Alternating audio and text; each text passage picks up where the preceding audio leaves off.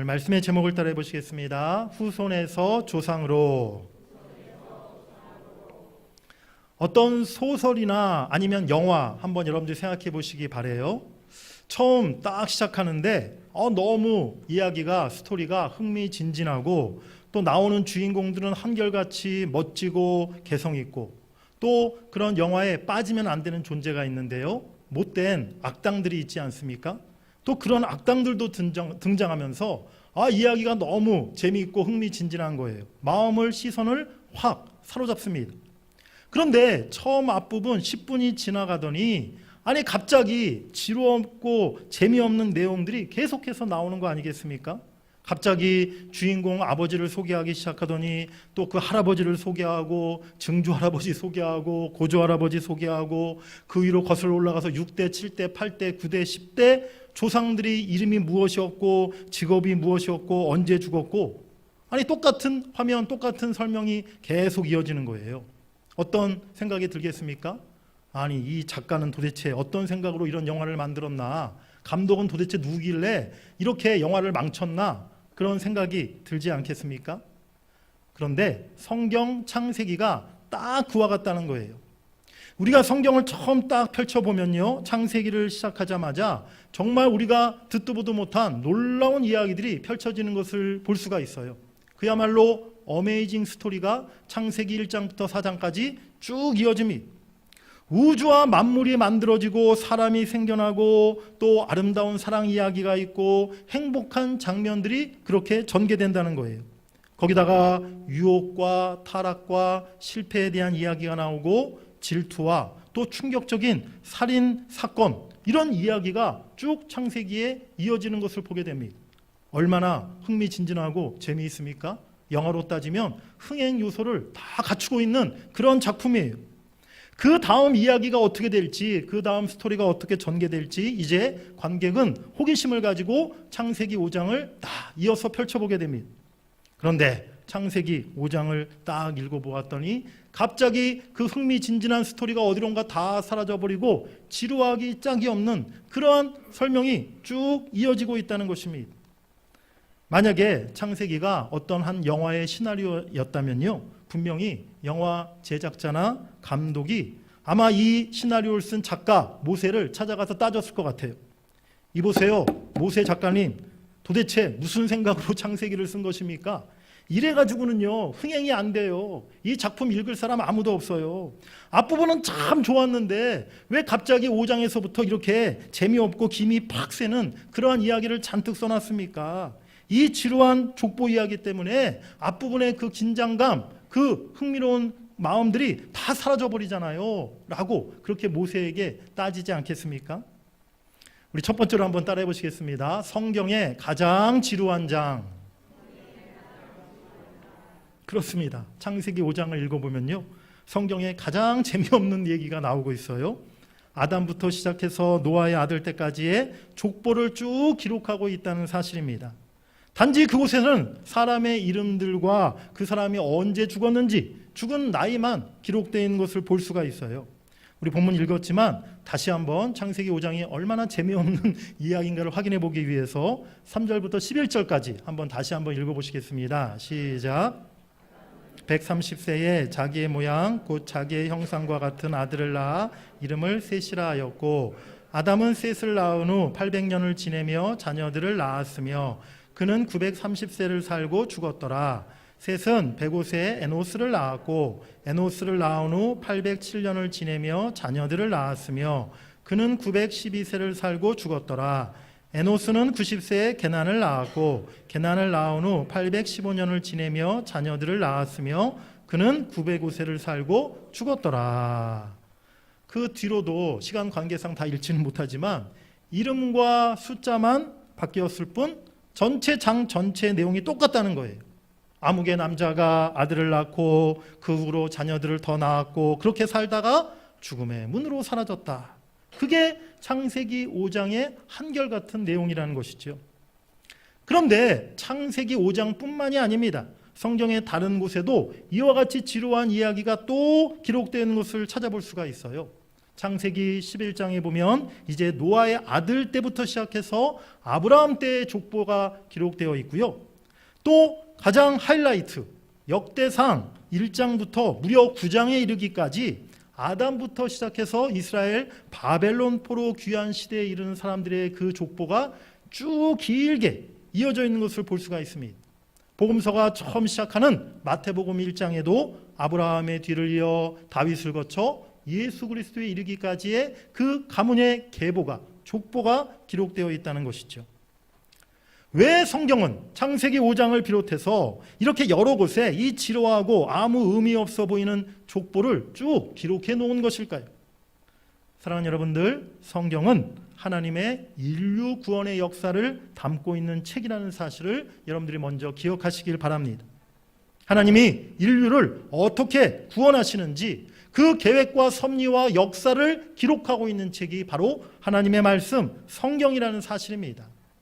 그렇게 생각해 볼 때 성경의 이 족보 또한 단순한 한 집안의 어떤 계보나 이스라엘 민족의 혈통을 설명하고 있는 것이 아니라는 사실을 우리가 깨달아야 될 줄 믿습니다. 성경의 족보 또한 아담 이후로 하나님의 구원의 계획과 역사가 어떻게 이어져 왔는가를 우리에게 말씀해 주고 있다는 거예요.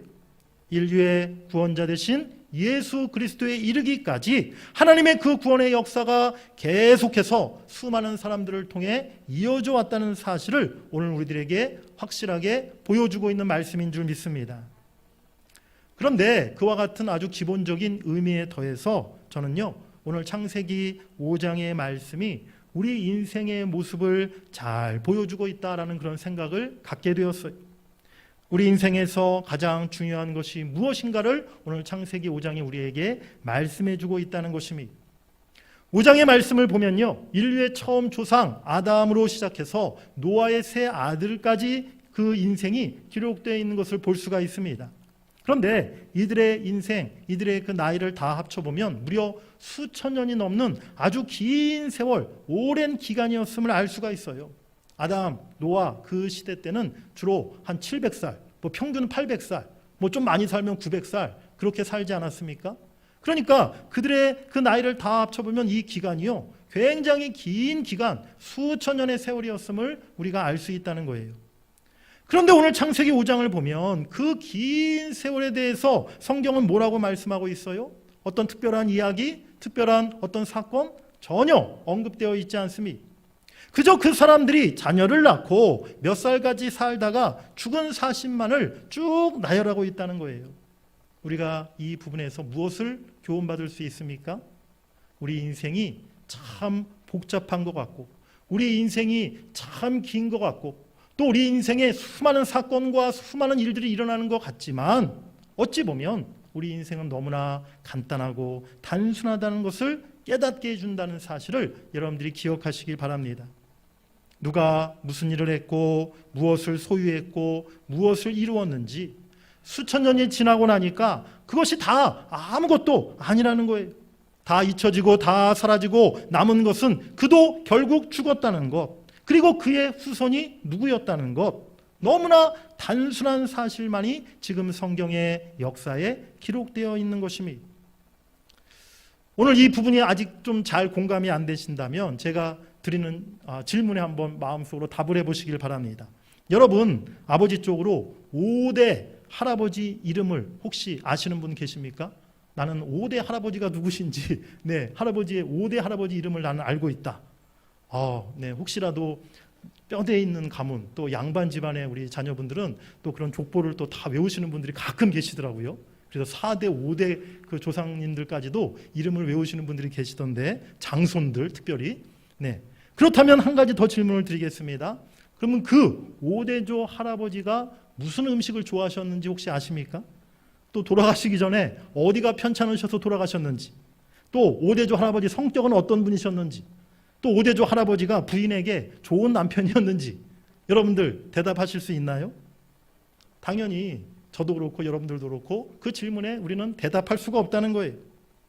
그렇다면 여러분들, 미래의 우리의 5대 후손이 과연 우리들에 대해서는 얼마나 무엇을 기억할 수 있을까요?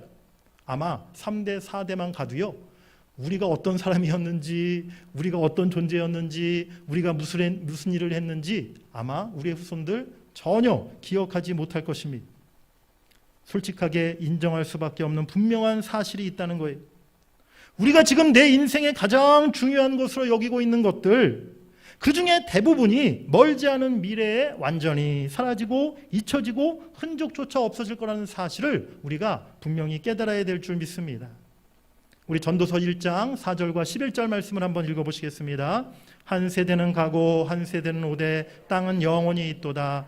이전 세대들이 기억됨이 없으니 장래 세대도 그 세대들과 함께 기억됨이 없으리라. 아멘. 창세기 5장과 또 오늘 이 전도서의 말씀이 우리에게 교훈해 주는 것이 무엇입니까? 우리 인생에 대해서 말씀해 주는 중요한 가르침이 무엇입니까?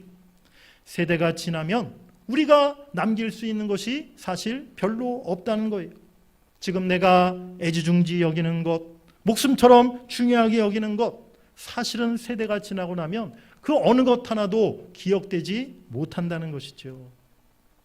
제가 얼마 전부터 이제 그 설교할 때 예전에는 종이 이렇게 출력해서 종이 원고를 가지고 제가 설교를 했는데요. 얼마 전부터 최신 문명, 저도 이런 걸 활용하기로 이제 결심을 하고 하나 장만을 했어요. 저희 아내한테 막 잔소리 들어가면서 이걸 하나 장만을 했는데 얼마나 편한지 모릅니다. 이제 뭐 종이가 필요가 없고요. 뭐 일일이 복사할 필요도 없고 또 아무 데서나 이제 이 원고를 보고 또 수정도 할 수 있고 얼마나 편리한지 모르겠어요.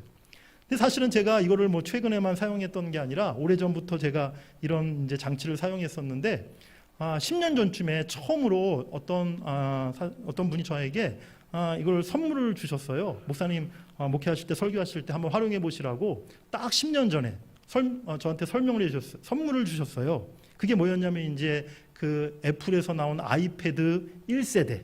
그게 10년 전에 처음 이제 이 제품이 처음 나왔었는데 제가 한번 들고 와봤습니다. 바로 이겁니다. 보세요. 이게 아이패드 1세대 10년 전에 이렇게 나왔던 제품이었는데 어떤 분이 저에게 이거를 선물로 주셨던 거예요. 그 당시만 해도 이런 걸 갖고 있는 사람들이 별로 없었어요. 젊은 사람 청년들도 사실은 잘 없었던 물건이었거든요. 그분이 저에게 선물을 주셨을 때 얼마나 감사하고 또 얼마나 이게 소중한지 제가 이걸 정말 보물처럼 여겼어요.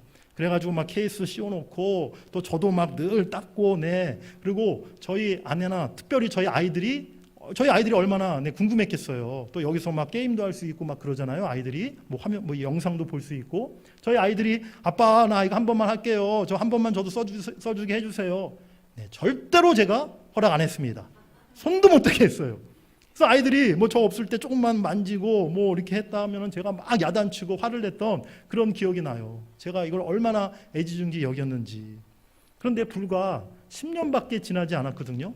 저는 이게 지금 어디 있는지도 몰랐어요. 어저께 제가 이 설교 준비하다가 갑자기 그 생각이 나서 10년 전에 내가 이렇게 중요하게 여겼던 이 물건이 지금 어디 있지? 제가 버리진 않았는데 하고 생각해 봤는데 어디인지 잘 모르겠더라고요. 책장을 막 한참 찾다가 제가 책꽂이 속에 이렇게 꽂혀 있는 이것을 찾아냈어요. 그냥 기억조차 하지 못하고 있는 그런 물건이 되어버리고 말았다는 것이죠. 여러분들 그렇습니다. 지금 우리가 갖고 있는 모든 것들 중에요. 우리가 귀중하게 여기는 것들 중에 100년이 지나고 200년이 지나고 심지어 1000년 후가 지나고 나면 기억될 것, 남아있을 것 아무것도 없다는 사실을 여러분들 이 시간에 깨달으시길 바랍니다. 우리 크게 두 번째로 따라해 보시기 바랍니다. 무엇을 남길 수 있을까? 그렇다면 우리의 인생 무엇을 과연 남길 수 있는 것입니까? 창세기 5장이 우리에게 주는 또 하나의 교훈은요. 우리 인생, 우리 자신이 그렇게 사실 대단한 존재가 아니라는 거예요. 우리 야고보서 4장 14절 15절 말씀 읽겠습니다. 내일 일을 너희가 알지 못하는도다. 너희 생명이 무엇이냐? 너희는 잠깐 보이다가 없어지는 안개니라. 너희가 도리어 말하기를 주의 뜻이면 우리가 살기도 하고 이것이나 저것을 하리라 할 것이거늘 이제도 너희가 허탄한 자랑을 하니 그러한 자랑은 다 악한 것이라. 아멘. 사람들은요 대개 인생 살아가는 동안에 뭔가 내가 대단하고 큰 일을 하기를 원합니다. 자랑할 만하고 후대에 기억될 만한 그런 업적을 내 살아생전에 남기기 원한다는 거예요. 그래서 내가 뭐 작은 거라도 잘했던 것이 있으면, 또 자랑할 만한 일이 있으면 그것을 붙잡고 그것을 이야기하고 또 이야기합니다. 사람들이 나를 기억해주고 알아주길 원하는 마음이 우리에게 다 있는 것이죠. 그런데 성경은 우리 인생의 안개와 같고 그 인생의 자랑이 다 허탄한 것이라고 말씀하고 있어요. 모든 인생이 그리 대단한 것이 아니라는 것입니다.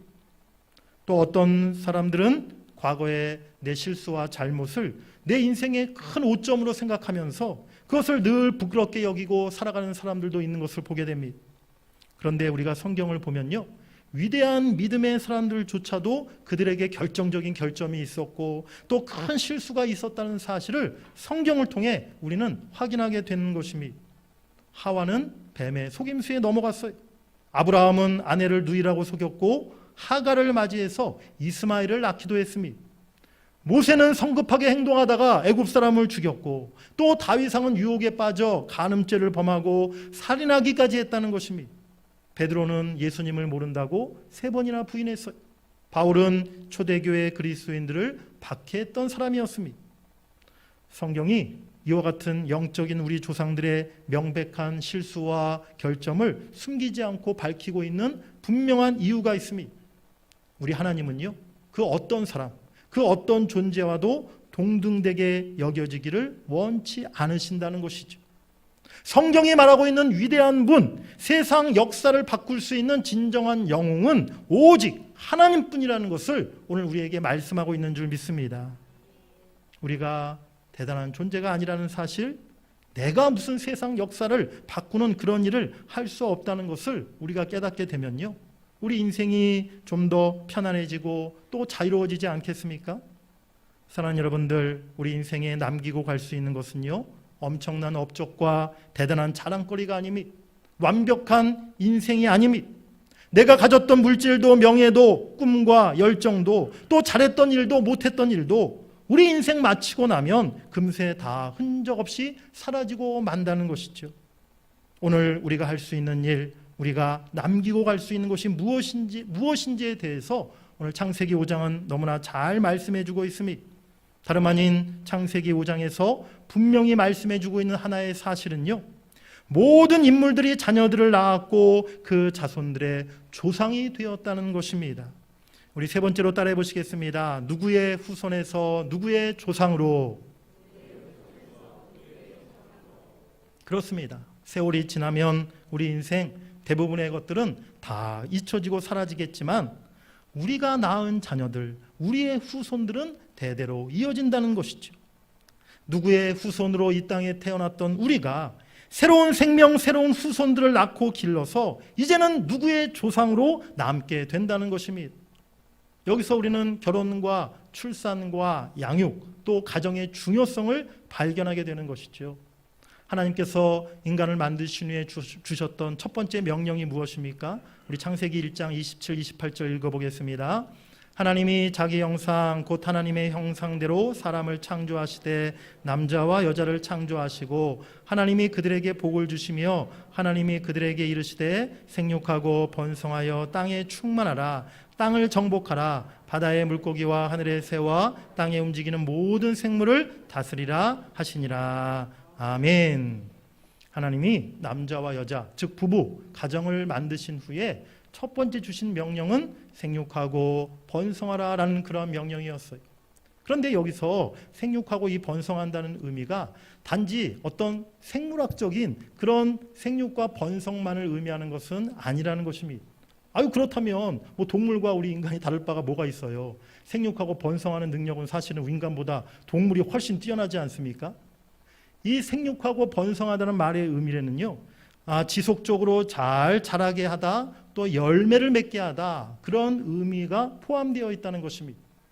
그러니까 이 우리의 인생에서 가장 중요한 일, 가장 가치 있는 일, 하나님이 우리에게 준 첫 번째 명령, 바로 그것은 가정을 이루고 자녀를 낳을 뿐만이 아니라 그들을 하나님의 사람으로 바르게 잘 자라게 하고 양육하게 하는 것, 가정의 아름다운 신앙의 열매를 맺는 것, 바로 그것이라는 사실을 여러분들이 깨달으시길 바랍니다.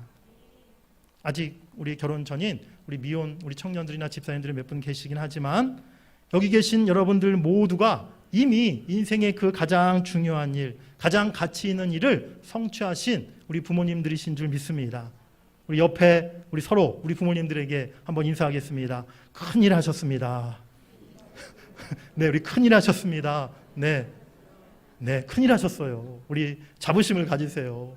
우리가 결혼하고 또 자녀들 낳고 자녀들을 이렇게 잘 양육한 것, 그것이 하나님께서 우리에게 주신 첫 번째 명령을 우리가 잘 이행하고 순종한 그러한 결과라는 것이죠.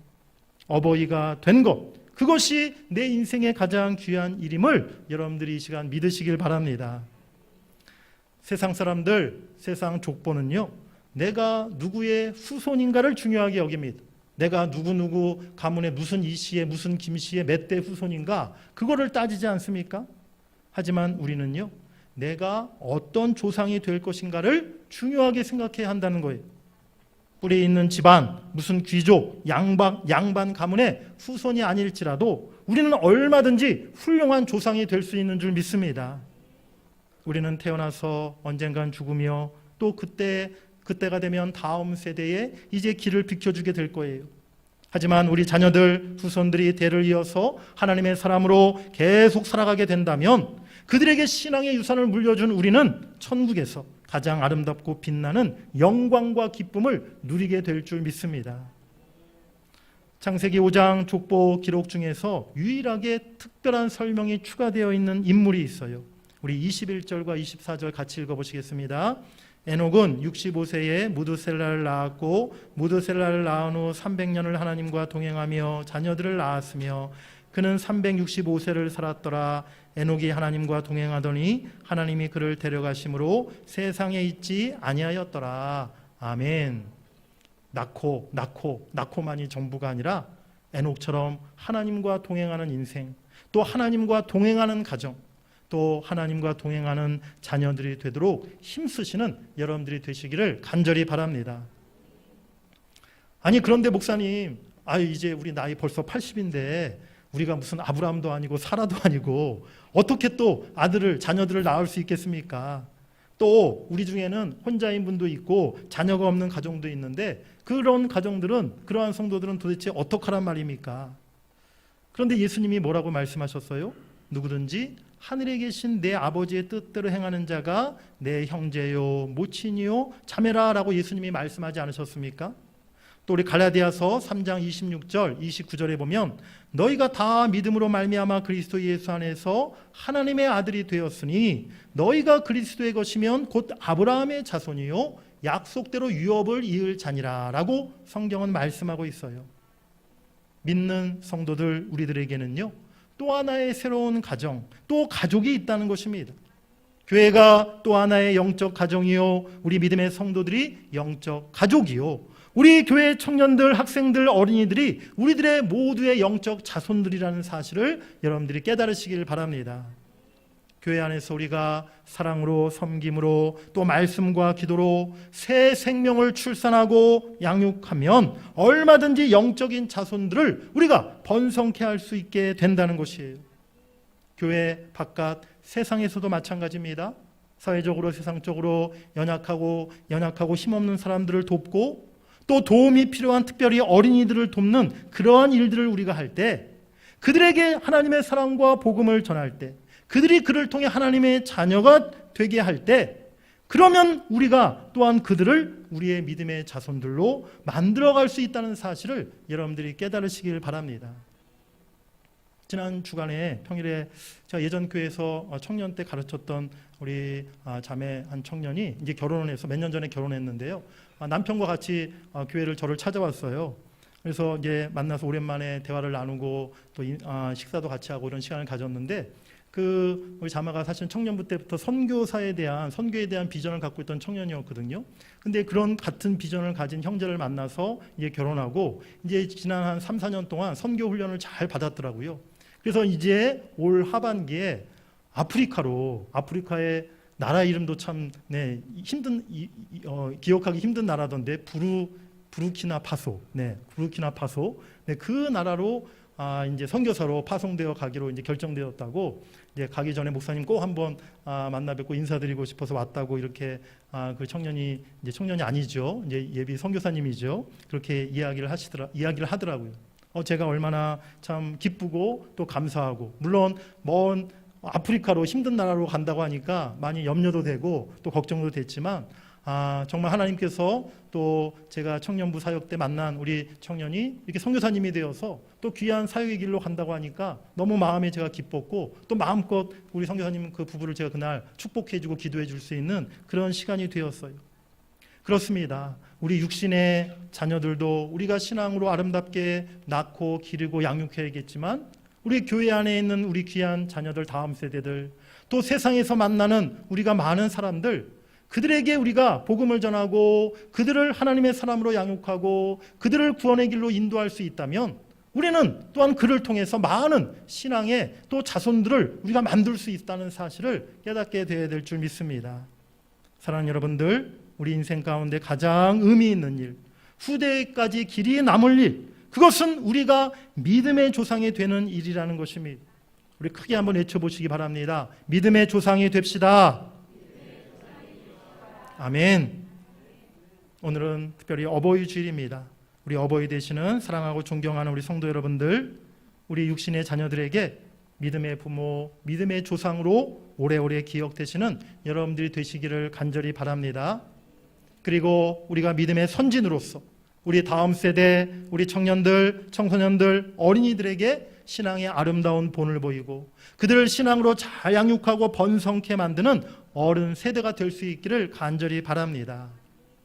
한자어로 멸문지화, 멸족지화라는 별로 좋지 않은 그런 뜻의 한자어가 있어요.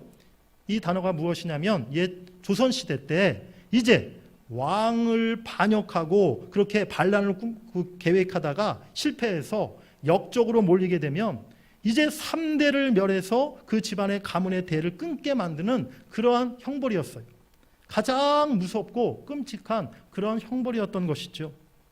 그런데 이런 형벌이 꼭 아니더라도요, 예전에 우리 어르신들은 집안에 아들을 낳지 못하면 이제 가문의 대가 끊어진다고 생각해서 그것이 아주 큰 일이라고 그렇게 생각들을 많이 하셨어요. 아들을 낳지 못해서 대가 끊어지면 우리 조상들에게 너무 큰 죄를 짓는 것이다, 그렇게 옛날 어른들이 여겼다는 것이죠.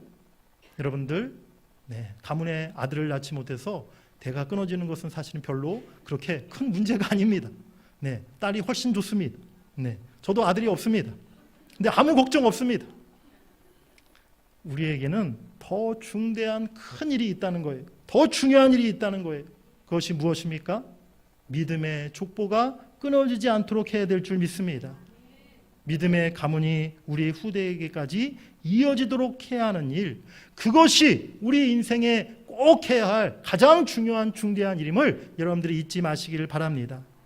나를 통해서 많은 믿음의 자손들이 번성해지도록 하는 것, 그것이 우리 인생에 가장 가치 있고 또 중요한 일임을 여러분들이 기억하시길 바랍니다. 이제 우리 자녀 후손들에게 신앙의 부모로 믿음의 조상으로 길이 남으시는 우리 부모님들 다 되시기를 간절히 바랍니다.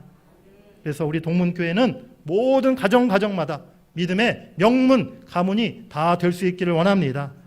가장 영광스럽고 복된 가문, 천국에서 가장 제일 이름난 그런 가문이 되시기를 주의 이름으로 간절히 축복합니다. 여러분들 모두가 그러한 믿음의 조상이 되셔서 우리 육신의 자녀들 후손들에게도, 우리 교회 다음 세대에게도, 세상에 또 우리의 사랑과 우리가 전하는 복음이 필요한 그 많은 사람들에게도 우리가 주의 은혜와 축복을 흘려보내서 우리가 많은 사람들에게 믿음의 조상으로 살아갈 수 있는 그러한 우리의 인생 될 수 있기를 주의 이름으로 간절히 축복합니다. 우리 마지막으로 크게 다시 한번 외쳐보겠습니다. 믿음의 조상이 되겠습니다. 믿음의 가문이 되겠습니다.